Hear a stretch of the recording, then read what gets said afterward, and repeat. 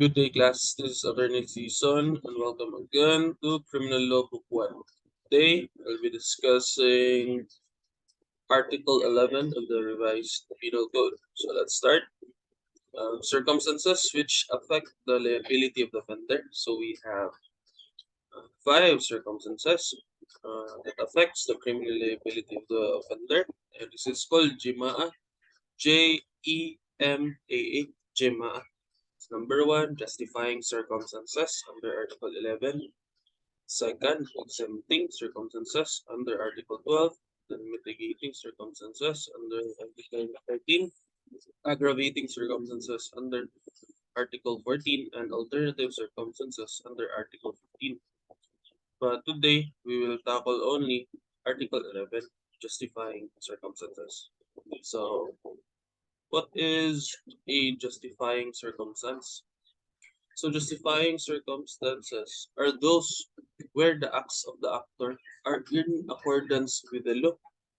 Therefore, he incurs no criminal liability. Why? Because the actor acts in accordance with the law. And since there is no crime, there is no criminal and civil liability. Just when a person defends himself, okay, and while defending himself, killed another person, the aggressor. So he will be exempted from criminal and civil liability. Okay, so he incurs no criminal and civil liability. What is the effect of invoking justifying circumstance? Um, so the offender or the accused, when invoking justifying circumstance, he is in effect admitting the commission of the crime. He will admit that he killed the person, but he wanted to evade criminal liability by invoking justifying circumstances. So, if ever the person acted out in self-defense in killing another person, he will admit to the commission of the crime that he killed the person. But as a defense, uh, he will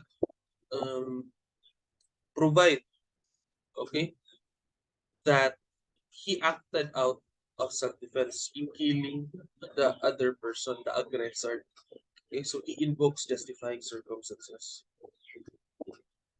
So example, A killed B. So a case of homicide was filed against B. A pleaded not guilty during the arraignment. And during the pre-trial, the counsel of A invoked self-defense.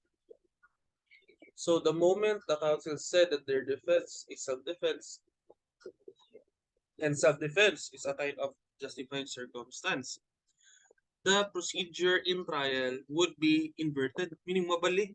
Okay, there's a reverse trial if that's the defense. So what's an inverted trial?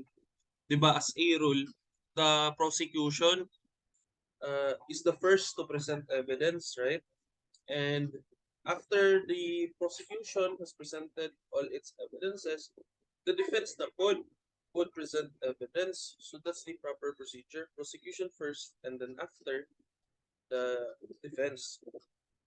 If, okay, the defense invoke any justifying circumstances, the trial will be inverted, mabalik. So, ang defense must first present evidence because the accused in effect admits the commission of the crime. Yes, he killed A, killed B. However, as a defense of A, he only killed B out of self-defense. So, mabali ang trial. Si defense na po'y unang present of evidences, and then after that, the prosecution. So, there's an inverted trial. So, who has the burden to prove justifying circumstance? So, the burden of evidence is upon the defense to prove the elements, all the requisites of the justifying circumstance that he is invoking, like unlawful aggression, lack of sufficient provocation to part of the person defending himself, reasonable necessity, the means employed to prevent or repel such aggression. Okay, so dapat i-prove na elements if ever. The defense is invoking, justifying circumstance of self-defense. Second paragraph. If the defense failed to prove the evidence or the requisites of justifying circumstance that he is invoking, that will amount to conviction because he already admitted to the commission of the crime. He admitted killing a person or killing the victim. Okay? So if you will fail to prove justifying circumstance, okay, ma-convicted siya. Okay? There's already confession and admission on the part of the defense or on the part of the accused. So Article 11, justifying circumstances. The following do not occur any criminal liability. So number 1, anyone who acts in defense of his person or rights provided that the following circumstances concur. So number 1, unlawful aggression. Second, reasonable necessity of the means employed to prevent or repel said aggression. Third, lack of sufficient provocation on the part of the person defending himself. So let's discuss first self-defense. So self-defense is not limited to one's life. Okay, under paragraph 1. So the following is the scope of self-defense. So defense of life. So ever your life will be in danger, okay, you have the right to defend. Okay? You have the right to self-defense. Okay? As long as complete ang elements, unlawful aggression, reasonable necessity, that means employed to prevent or repel it, and lack of sufficient provocation on the part of the person defending himself. So pwede na siya. And then defense of your honor or chastity. Okay? If ever ma-rape ka, you have the right to kill. Okay, that person raping you. Okay, because that's defense of your chastity. Defense of property. Pwede. If na yung once yung property, sulong, pwede nimo to siyang pwede ka mo act og self-defense as long as if ang pagsulong sa offender ay coupled with an attack, okay, on the person entrusted with the said property, like isulong ka sa imong balay sa imong kontra, maybe land dispute, okay, you have the right to defend your property. Okay, you have the right to defend yourself. Okay, so magkamatayan na o magkamatayan. And you should invoke self-defense. Okay. And the following, what are the elements of self-defense? So number 1, unlawful aggression. Second, reasonable necessity, what the means employed to prevent or repel it. Third, lack of sufficient provocation on the part of the person defending himself. So let's discuss first unlawful aggression. What's unlawful aggression? So unlawful aggression is an attack with physical force. Kanang with a weapon ba? As to cause injury or danger to the life or personal safety. And unlawful aggression must come from the victim, ang katong namatay. Okay, kaya mo may namatay siya, may considered as a victim. And katong nag-defend sa iyang self, considered as defendant. Kaya mag-trial pa man. So iya pa mong i-prove that there's justifying circumstance. And once proven, okay, he will be freed. Okay? And he incurs no criminal civil liability. So muna siya. So unlawful aggression is the primordial requisite which must at all times be present. Dapat present guning unlawful aggression. Okay?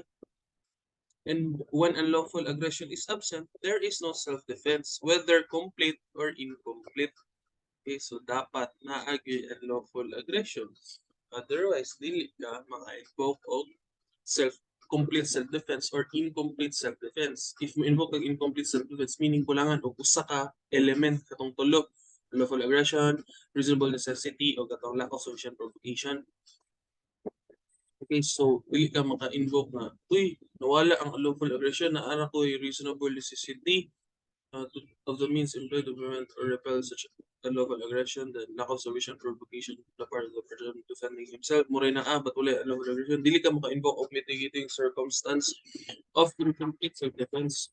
So, dapat as iron para maka-invoke ka complete or incomplete justifying circumstance naa joy unlawful aggression. Meaning, dapat naay attack with physical force. Like si A, i-attack ni Mr. B with a weapon. Okay, that is causing to injure, okay, endanger the life or personal safety, okay,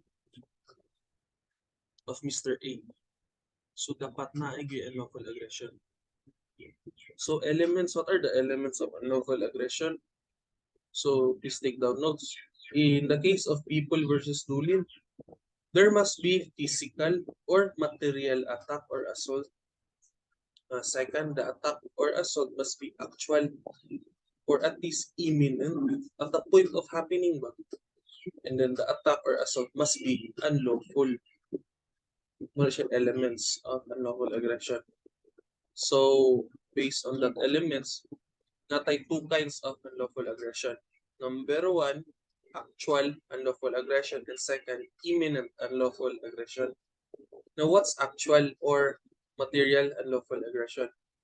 So this means an attack with physical force or with a weapon. Ay, weapon ba? An offensive act that positively determines the intent of the aggressor to cause the injury. Let's just say, gitutukan kang tusil. Okay, that's an actual or material unlawful aggression. Okay? Si B, yung i-attempt o attack using a bolo si A. Okay, that's an actual or material unlawful aggression, not by the use of a weapon. And what's an imminent unlawful aggression? It means an attack that is impending or at the point of happening.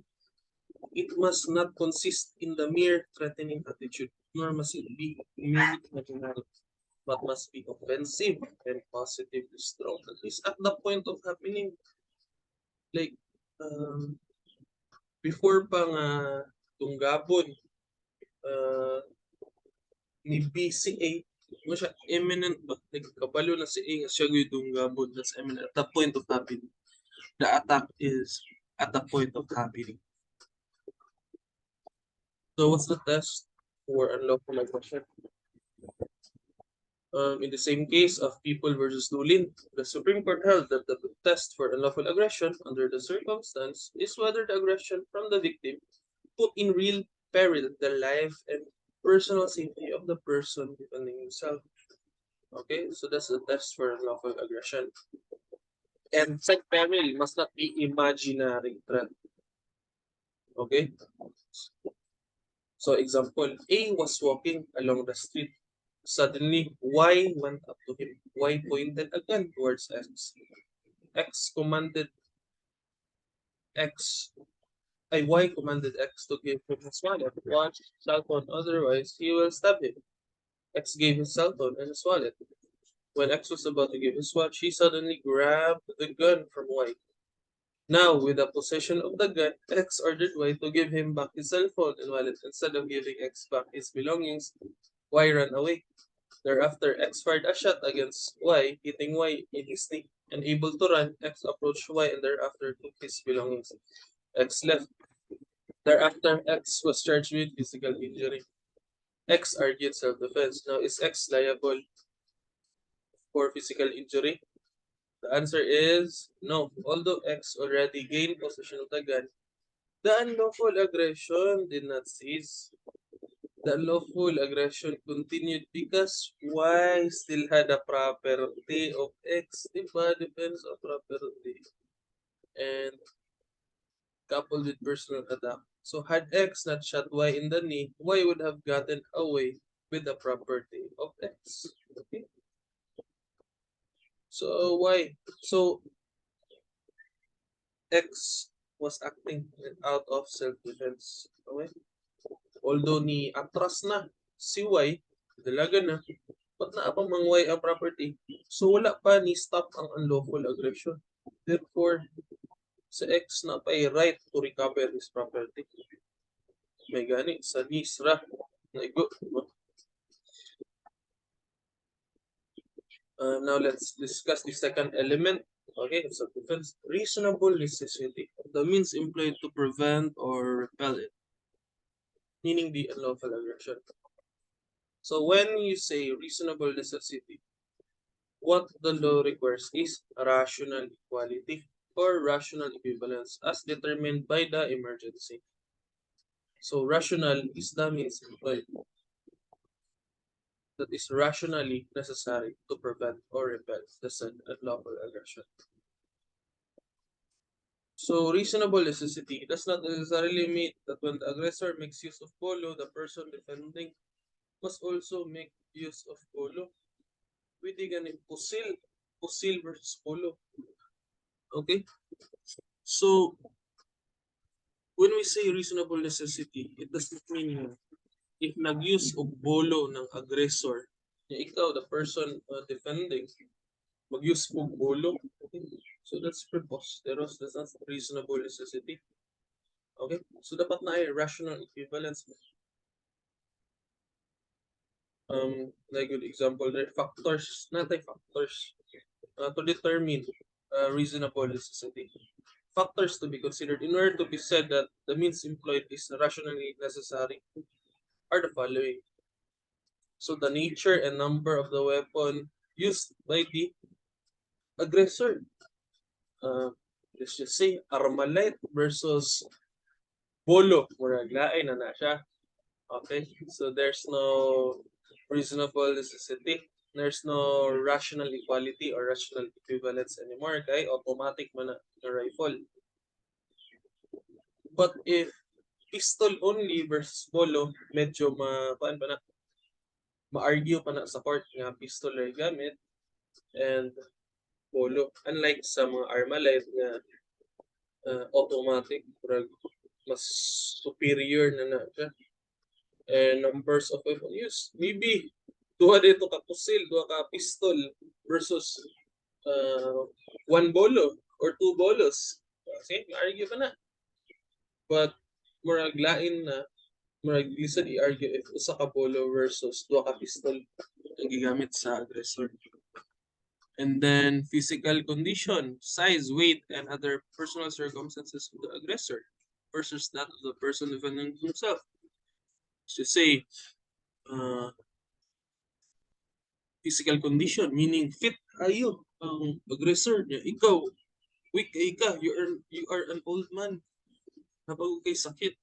Okay? And then, ihak na ang takagbolo atong nga tao.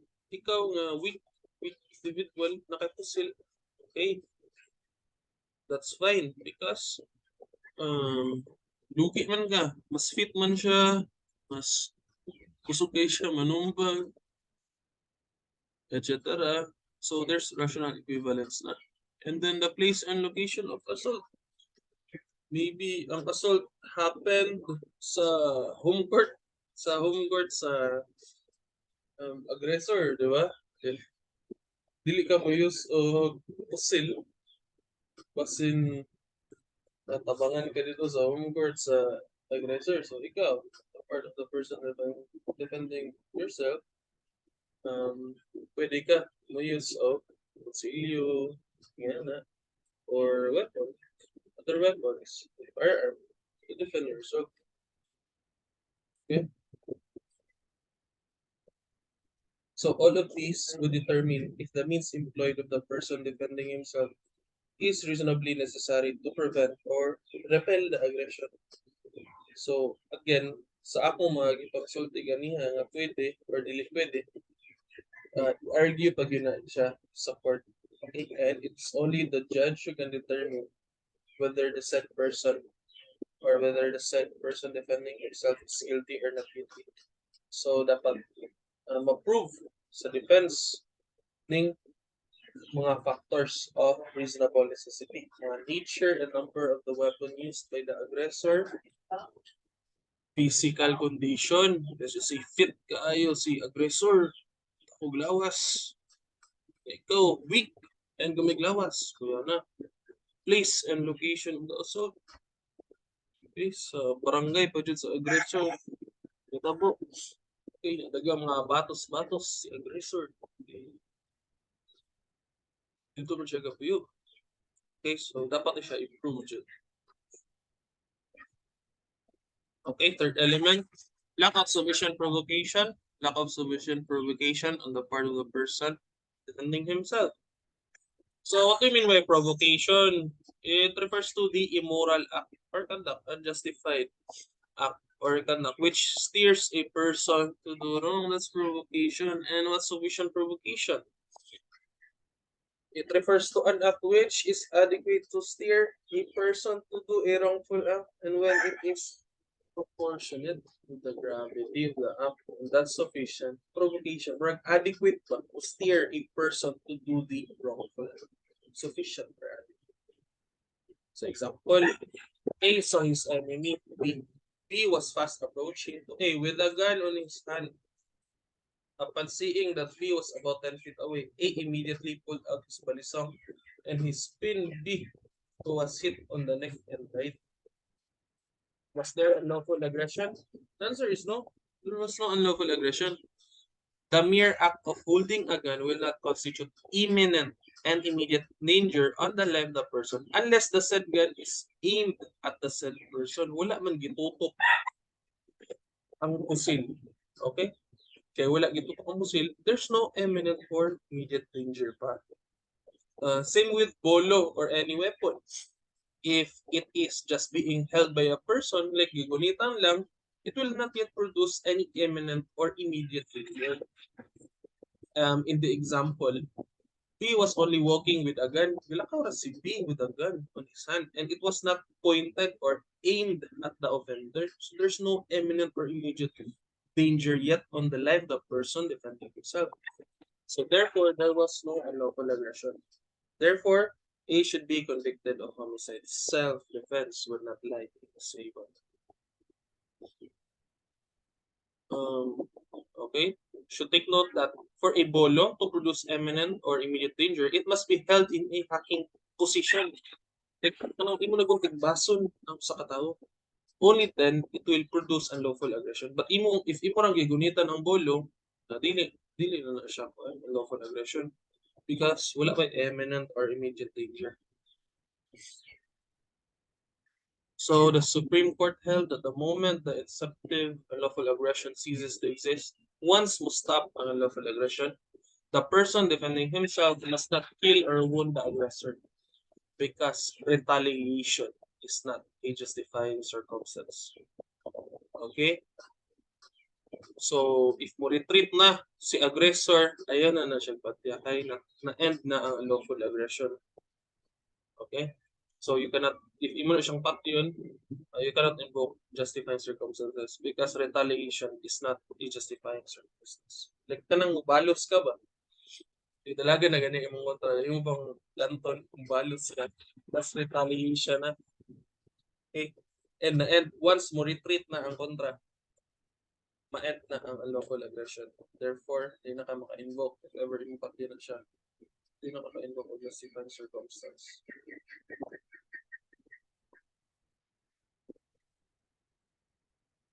So W and H are husband and wife. One early morning, the husband left the house to go fishing, and the neighbor, upon seeing the husband left, snuck into the house of H and Y, and proceeded to the bedroom and found W still sleeping. W means wife. So N, the neighbor, proceeded to have carnal knowledge of W. Carnal knowledge meaning sexual intercourse. Thinking that it was the husband, W allowed N to finish. My God. When N finished, he dressed himself up and told the wife, "Salamat." Upon hearing the voice, the wife realized that he is not the husband. The wife immediately jumped out of bed, took the bolo, and hacked the neighbor. The neighbor died. W was prosecuted for homicide. She invoked self-defense, particularly defense of honor and chastity. Okay? Now, was there self-defense? No, there was no self-defense. The unlawful aggression already ceased to exist because The sexual congress was already finished. Done naman. So there was no more honor to protect. Eh, done naman. Na-finish naman ang sexual congress, di ba? So, if you were the judge, would you convict or acquit the accused? Yes, I would convict the accused for the crime of homicide. But I will give the said victim the mitigating circumstance of immediate vindication of a grave offense and sudden impulse of passion and obfuscation.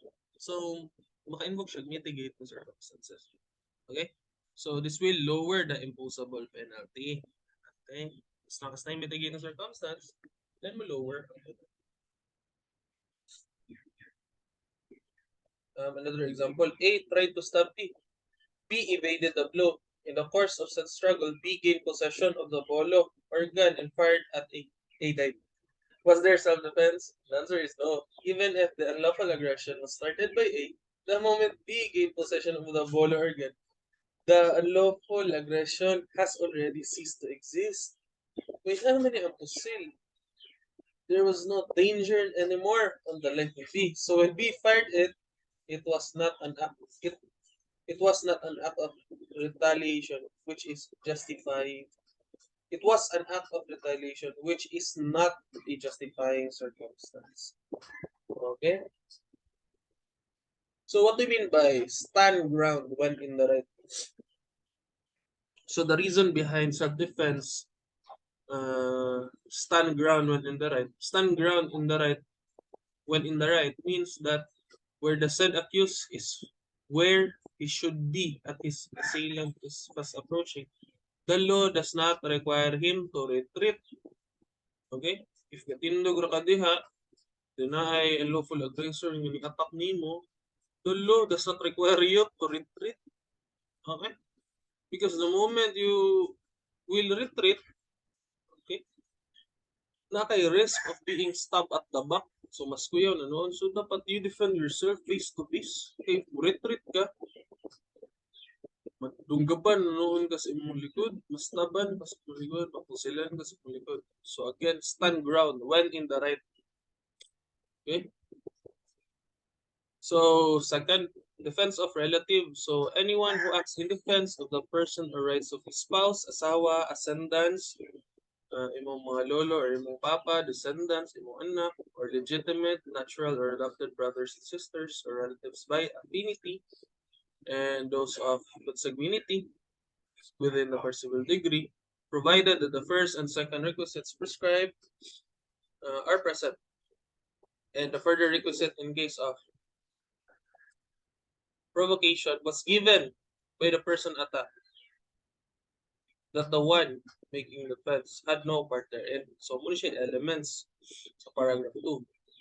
So, number 1, okay, the following are the elements of defense of relative. Number 1, nagya po yung unlawful aggression. Second, of course, dili mawala ning reasonable necessity of the means employed to prevent or repel the said unlawful aggression. Okay, so na rational equivalence. Third, in case of provocation was given by the person attacked, dapat kanong the one making the defense, ikaw nga mutabang, okay? The person, the one making the defense, dapat wala kay part na to. Okay, nga provocation. Ito siya elements.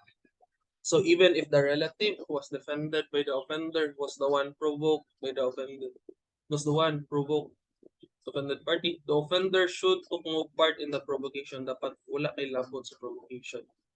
Okay? So as to justify the defense of relative. Even if katubang imong relative mo ga-provoke, mo nauna, dapat ikaw nga nag-defend sa imong relative, dapat wala kay part sa provocation. Okay? So example, H and W are husband and wife. C is the first cousin of W. In one instance, H saw C arguing with D. During that argument, D was about to stab C. Thereafter, H immediately grabbed a stone and approached D. H hit D with a stone. D sustained fatal wound, however, he survived. H was charged with frustrated homicide. H argues defense of relative. Now, is H's argument of defense of relative tenable? The answer is no. The law says that a person may defend the person or rights of his spouse, yung asawa, descendants, legitimate, natural, or adopted brothers and sisters, relative by affinity within the same degree.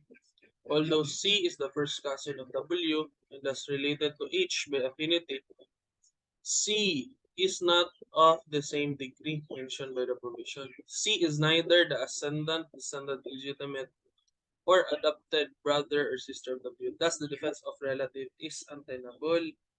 Okay? Kay cousin naman siya versus cousin. However, pwede siya maka-use og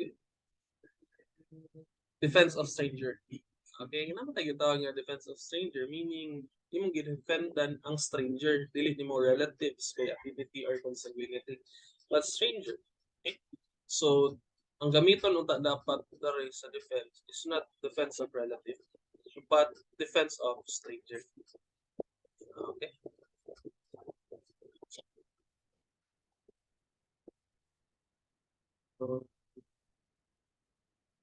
So number 3, defense of stranger. So anyone who acts in defense of the person or rights of a stranger, like dili nimo related pa, stranger, itabang ka.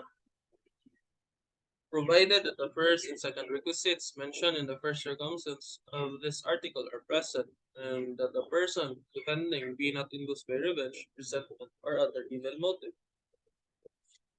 So elements, so of course, dili mawala ang lawful aggression, reasonable necessity, and dapat pinaka-important na element, the person defending, okay? The person defending the stranger must not be induced by revenge, resentment, or motive atong aggressor. Dapat, uh, the person defending, wala siya kalagot atong aggressor. Okay? In order to invoke defense of stranger. So the third element requires that the said offender must be disinterested and not be induced by any other motive. Otherwise, defense of stranger will not apply. Example, what if one night A and B were on board the jeepney? Said jeepney was flagged down by X. Upon reaching a dark portion of the street, X pulled a balisong and declared hold up. X spoke A with the balisong and said, "Give me your cell phone." A did not want to give her cell phone to X. X was about to stab A when B, upon seeing that the latter was about to stab B, immediately kicked X out of the jeep. X, who fell from the jeepney, suffered physical injuries. B was prosecuted for serious physical injuries. B invoked defense of stranger. Now, is B criminally liable for serious physical injuries? The answer is no. The elements of defense of stranger is present. First, there was unlawful aggression because X was about to stab A. Okay, there's an imminent danger. Okay. Second, there was reasonable necessity of the means employed because B was unarmed. Okay, remember, unarmed versus na ay balisong.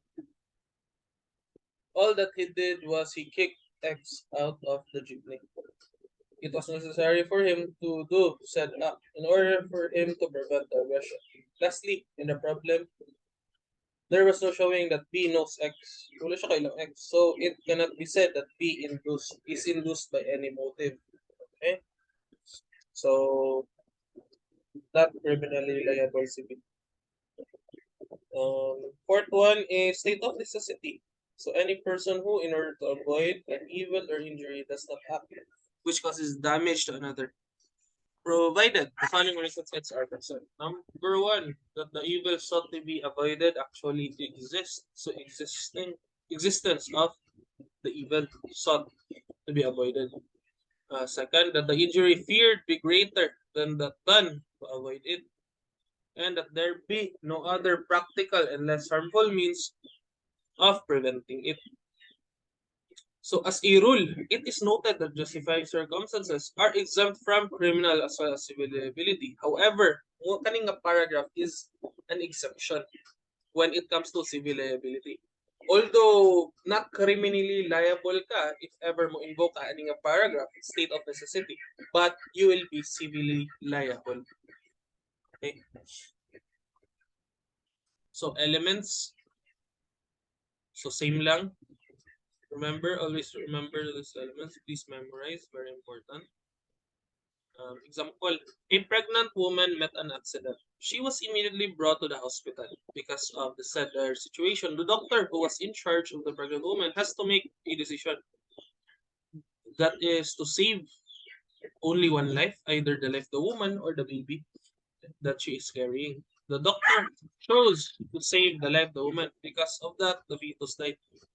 The doctor was prosecuted for abortion. So the doctor invoked the doctrine of state of necessity. Is the doctor liable for abortion? No. Why? The elements of state of necessity are all present. Present man the elements. So the evil sought to be avoided actually exists because the life of the baby and the mother is in danger. So na ay kuan evil that is sought to be avoided. Second, the injury. Okay? The death of the pregnant woman is greater than of the death of the fetus. Okay? And lastly, there was no other less practical or harmful means of preventing it.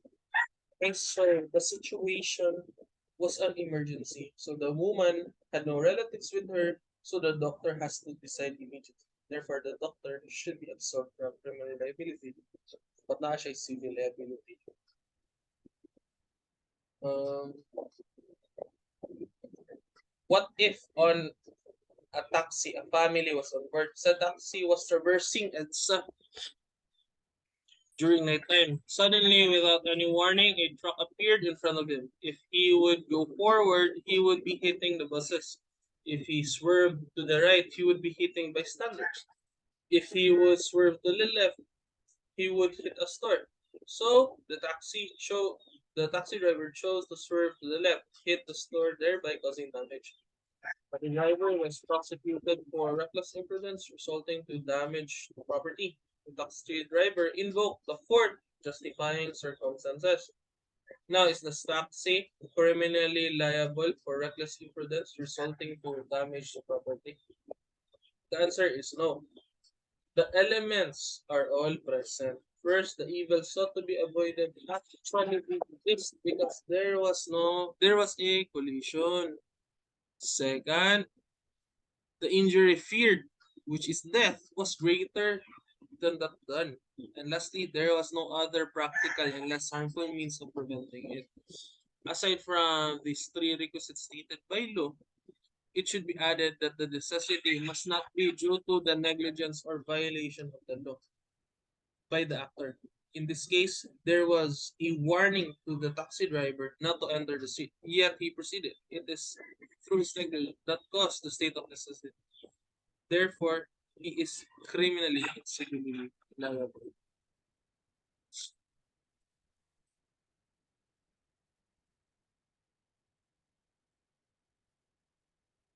Number 5, any person who acts in the fulfillment of a duty or the lawful exercise of a right or office.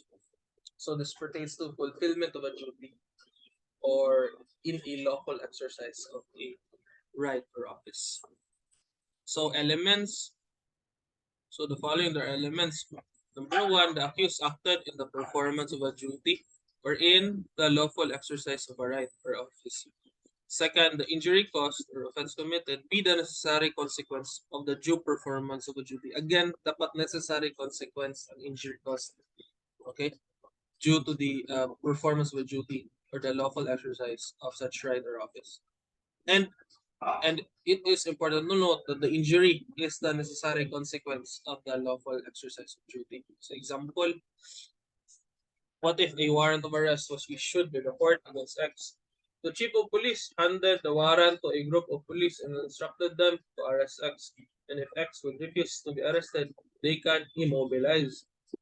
So they can immobilize X. So the group headed by Police Officer Y received an information that X lived in a certain province. Police Officer Y, together with his group, went to said province and was able to verify that X actually lived there. Police Officer Y thereafter went to the location of X. Police Officer Y, upon seeing X, who was at the time cultivating the soil, immediately fired at X. Thereafter, X dies. Prosecuted for murder, police officer Y invoke two justifying circumstances, which are lawful duty and acted in obedience to a lawful order. Now, the question is, can police officer Y invoke the justifying circumstance of lawful exercise of a duty? The answer is no. Why?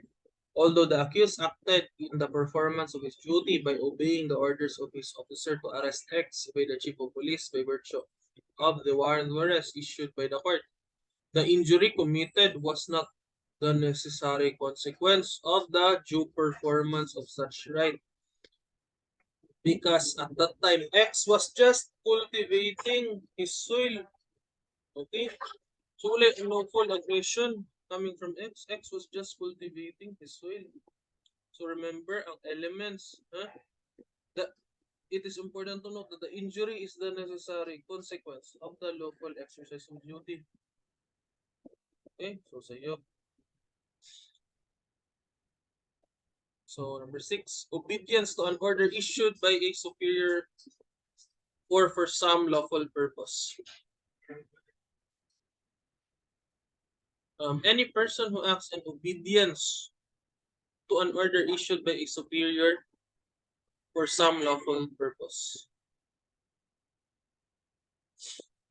Elements, an order has been issued by a superior. Such order must be for some lawful purpose.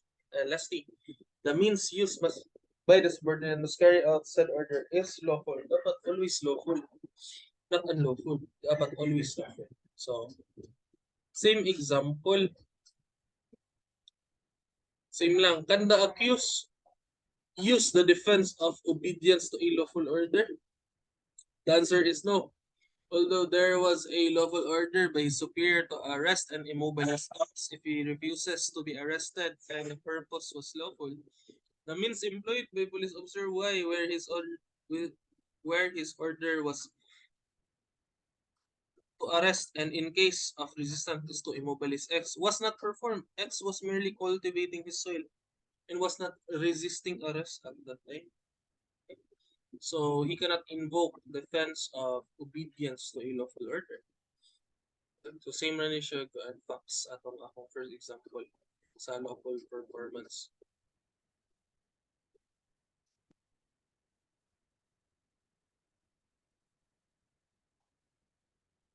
So same example lang.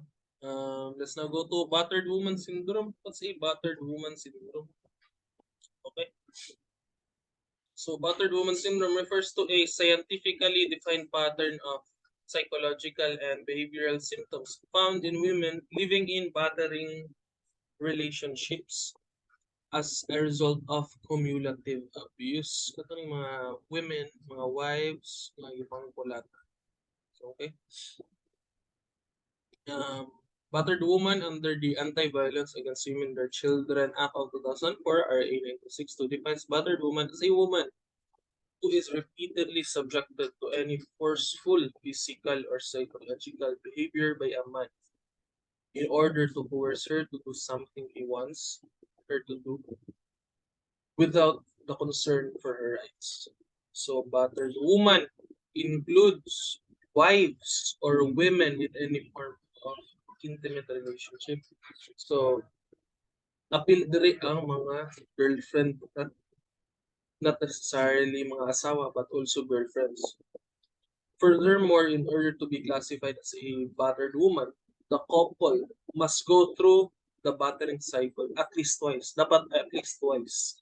Okay? Ang battering cycle. So, natay gitawag nga mga cycles of violence. Okay? So, dapat, in order, para maka-invoke of battered woman syndrome, dapat at least twice, okay, ang cycle of violence. The battering cycle must be at least twice. So the Supreme Court held that battered woman syndrome is characterized by the so-called cycle of violence, which has 3 phases. Okay. Take note on this. Number 1 is deep tension building phase. Second, the acute battering incident, and the tranquil loving phase. So what do you mean by tension building phase? So during the tension building phase, minor battering occurs, like sumbagon, palungan, pwede verbal or slight physical abuse or another form of hostile behavior. And the woman usually tries to pacify the batterer through a show of kind, nurturing behavior, or by simply staying out of his way. So that's the tension building phase. Build pag tension, minor pa. Battering. Second is the acute battering incident. So the acute battering incident is said to be characterized by brutality, destructiveness. Kato na guning hospital na yun ang asawa or ang BF. Okay? So the woman has a sense of detachment from the attack and the terrible pain. Okay? Although she may later clearly remember every detail. That's the acute battering incident. And lastly, the tranquil or loving phase. During this tranquil period, the couple experience profound relief. Okay? So after atong away-away nila, kulata, pagbalik na po. Okay? The tranquil or loving phase. So the batterer may show a tender or nurturing behavior towards his partner. So magpabuutan-buutan dayon si batterer. Sorry sa akong nabuhat, na ako usbon, na mausupin gapon na ito. So that's the tranquil or loving phase. He knows that he has been viciously cruel and tries to make up for it, begging for her forgiveness and promising never to beat her again. So that's the tranquil or loving phase. Okay? And in order for the wife or the GF to invoke battered woman syndrome, dapat mabalik-balik na yung cycle of violence at least two times. Okay, the tension building phase, acute battle phase, tranquil loving phase. Okay, at least 2 times. But listen yun siya i-prove, dapat good kayo imong psychiatrist or psychologist. Okay? So listen and i-prove ng battered woman syndrome. But if ever you will prove battered woman syndrome, what? No criminal liability and civil liability will be incurred. Because battered woman syndrome is akin to justifying circumstances. It is even better than self-defense because in self-defense you have to prove that the elements are present. However, in battered woman syndrome, what should be proven is that the wife is suffering from battered woman syndrome. Mura prove that the wife is suffering from battered woman syndrome. Kaya in self-defense, di mo i-prove ang lawful aggression, a reasonable necessity, o katong lack of provocation. But in battered woman syndrome, mura mo i-prove. Okay? It is through the expert testimony of the psychiatrist who will prove that the wife is suffering from battered woman syndrome. And if this will be proven, she is absolved from any criminal and civil liability. Okay? So, thank you very much for listening. See you next meeting. God bless.